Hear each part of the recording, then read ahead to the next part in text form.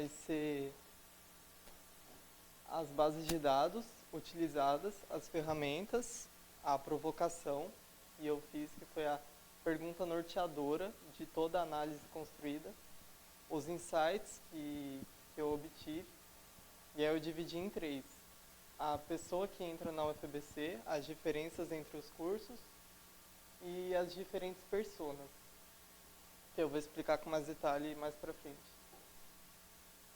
E, bom, quanto às bases de dados, eu utilizei a base dos dados do MEC, dados abertos, referente ao SISU, e a classificação geral de ingresso, que é a base da Prograde. E aí eu cruzei as duas bases e eu obtive uma base final. E a outra base de dados que eu utilizei foi o perfil discente de graduação. Deixa eu passar. E, bom, as ferramentas utilizadas, eu usei a linguagem Python. Aí eu usei a ferramenta para usar a linguagem Python. Usei o Visual Studio Code, o Google Colab. E eu usei as ferramentas do Google, o Google Drive, o Google Sheets, Excel. O Jupyter, ele está incluso dentro do Colab, então meio que eu usei ele de certa forma também. E para fazer os painéis, eu usei uma ferramenta do Google, o Looker Studio. Bom, a pergunta norteadora que eu fiz foi qual perfil que consegue superar a nota de corte? Ou seja, qual perfil que se matricula na UFABC?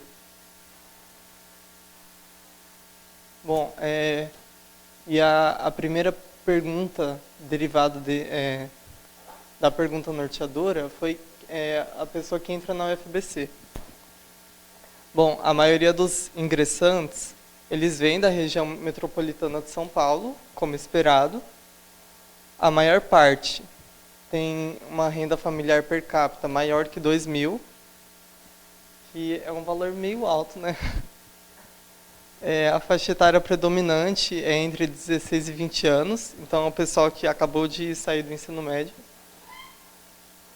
A segunda região mais comum dos ingressantes é a Nordeste. A primeira é Sudeste, como esperado também.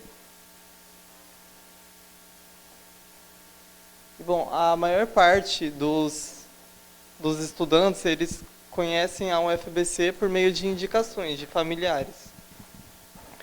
O segundo maior motivo da escolha da UFABC é devido à proposta da interdisciplinaridade, o que é muito legal, porque a nossa universidade ela é reconhecida por isso, e as pessoas estão buscando justamente por isso. Então é bem interessante.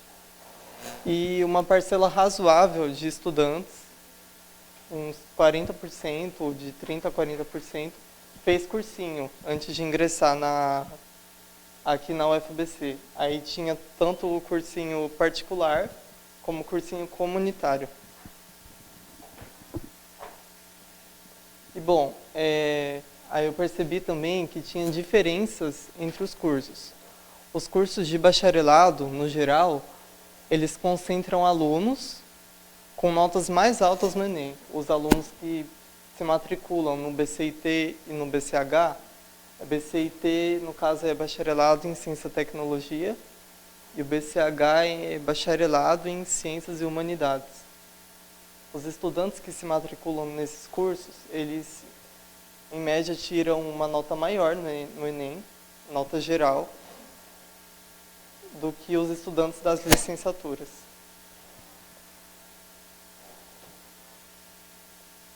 Os cursos de Ciências Humanas, eles recebem mais estudantes cotistas, beneficiados por cotas.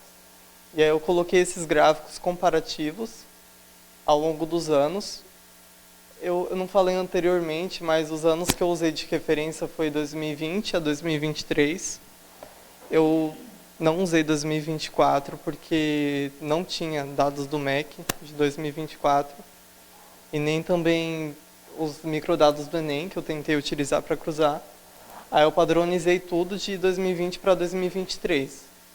Aí todas as análises foram pautadas nesses 4 anos. Eu devia ter falado anteriormente, né?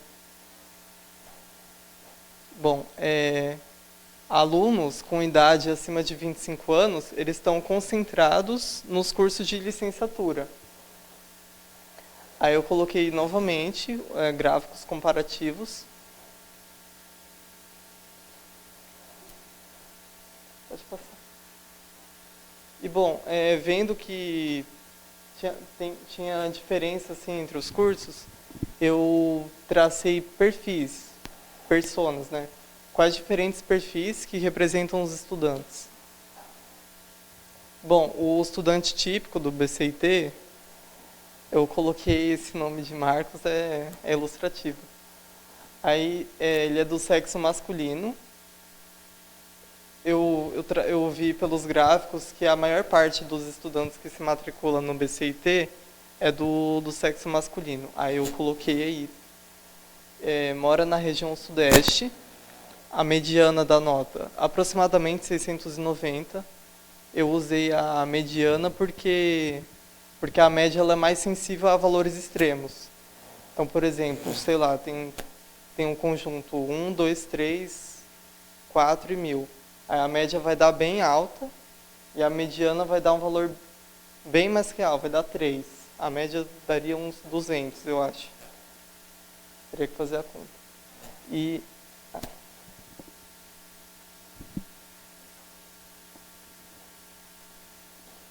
bom, o estudante do BCIT, ele tem de 18 a 24 anos, acabou de sair do ensino médio, e tira as maiores notas em matemática e redação, e mora na região metropolitana de São Paulo, como era de se esperar. O estudante do BCH não tem muitas diferenças. A diferença é que ele tirou uma nota ligeiramente maior no Enem e é do sexo feminino. De resto é igual.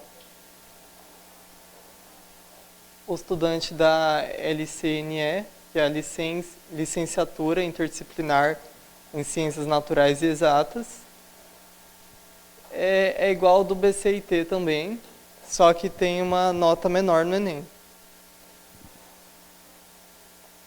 E o estudante da LCH, que é a Licenciatura Interdisciplinar em Ciências Humanas, também é a mesma coisa que o BCH. A diferença é que a mediana das notas é menor, 647.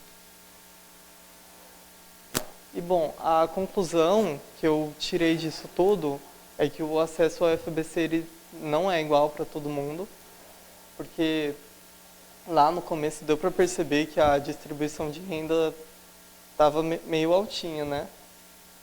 E o pessoal que tem renda mais baixa entrou menos.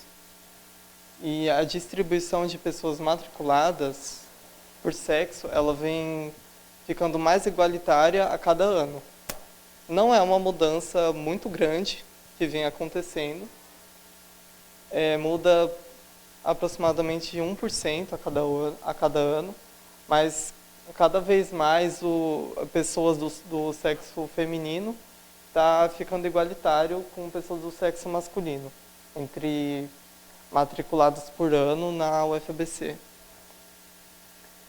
E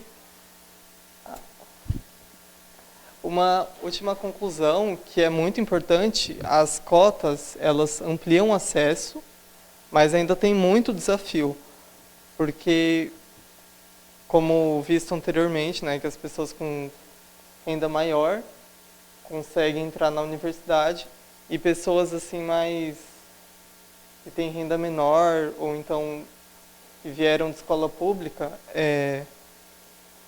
ainda não tem tanto dessas pessoas. E bom, os próximos passos seria a aplicação de métodos e ferramentas mais robustas, estatísticas, porque esse projeto que eu fiz foi muito pautado em uma análise exploratória simples, análise descritiva, fazendo painéis visuais. Eu não apliquei modelos de aprendizado de máquina, então eu coloquei como próximos passos. Se o projeto fosse desenvolvido adiante, com mais trabalho em cima, aí seriam criados modelos de machine learning, de classificação, para prever um estudante, qual seria a probabilidade dele se matricular na UFBC. Por exemplo, dado um estudante que tirou 650 no Enem, é do sexo masculino, estudou em escola pública, qual seria a chance dele passar no Enem? Aí seria interessante, seria um futuro passo. Um outro passo seria a utilização de modelos de agrupamento para identificar perfis comuns por curso. Por exemplo, agrupar estudantes com características similares em cada curso. E o último passo, que seria um futuro também, seria a aplicação de testes e métodos estatísticos para comparar os grupos e analisar o impacto das cotas. E aí, nesse caso, seria técnicas de inferência estatística, como estimação, intervalos de confiança, testes de hipótese, que eu não apliquei, eu apliquei mais análises descritivas simples. Bom, nessa página, nesse slide, eu coloquei os códigos, QR Codes. O primeiro é para os painéis no Looker. É bem estável a ferramenta, então talvez não carregue, infelizmente, mas os códigos vão carregar. E é isso.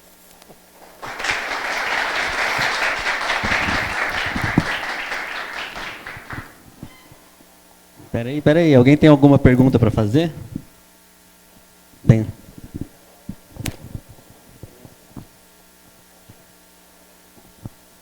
Parabéns pela apresentação, em primeiro lugar, pelo trabalho. Aí eu tenho uma curiosidade, esse banco de dados do MEC, ele estava muito sujo, tinha muito dado faltante, tinha inconsistência, como que era? Estava bem sujo, sim. Eles estavam descentralizados também, porque, por exemplo, para cada ano, 2020, por exemplo, aí tinha 2020, chamada regular, versão 1, porque o SISU acontece 2 vezes ao ano. Lista de espera, versão 1, aí depois chamada regular, versão 2. Aí eu tive que concatenar cada ano na versão 1, um por um. E aí eu tive que otimizar a base, porque estava muito pesado, tinha 2 GB. Aí eu tive que converter formato, aí deu um trabalho bem grande.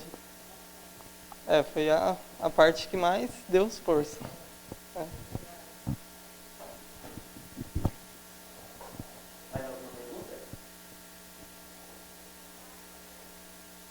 É isso, então. Esse daqui foi o Capivara. Os amigos correram. Aí